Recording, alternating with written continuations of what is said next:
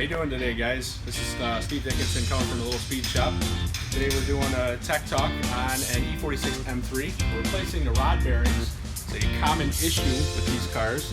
We're going to update them with stock rod bearings and ARP rod bolts.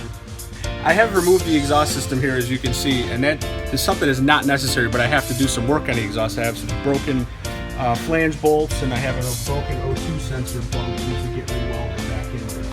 So that's out of the way. That doesn't need to be removed. I've obviously taken out the oil sump and the oil pump. This has an upgraded VAC oil pump. Normally there would be holes in this if it was a stock one. There would be a bunch of machined holes in it, and at that point you would want to reinforce it by putting a safety wire through the nut and the sprocket itself so it doesn't walk off. There's another common problem with this engine. But back to the rod bolts. I've already loosened up a couple of the number one cylinder anyways, as you can see here. So we'll take out the stock bolts.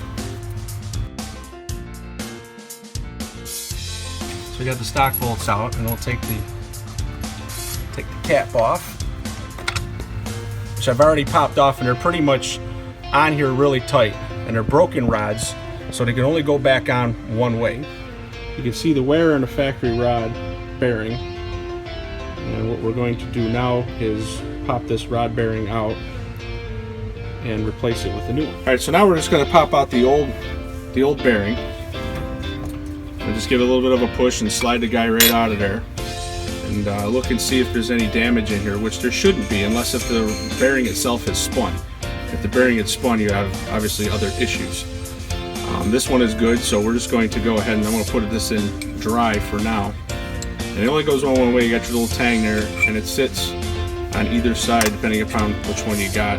Top or bottom, it doesn't matter. They're all the same. You just kind of push it in. A little snap, and you want to make sure that it's level, or at least equal on each side, and it will center itself when you tighten the rod down inside of the car. Before we install it, we're going to take some of our engine lube. We're just going to give it a little bit of a slide here with some engine lube. You do not want to install these dry. You will destroy them if you install them dry. And that right there is ready for installation.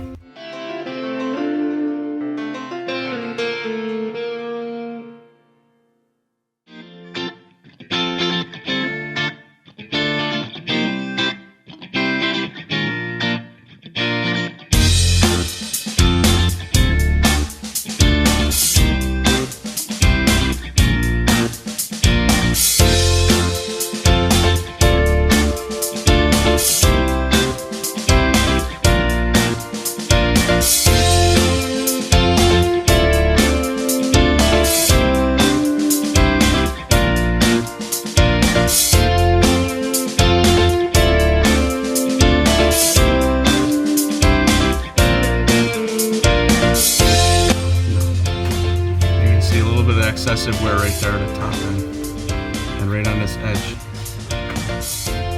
The customer was complaining about the oil he had sent out and had it tested, and there was a high copper content, indication of a bearing failure. And as you can see, that's starting.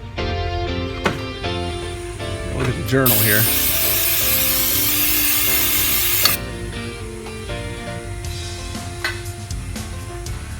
For excessive scoring, where this is actually really good.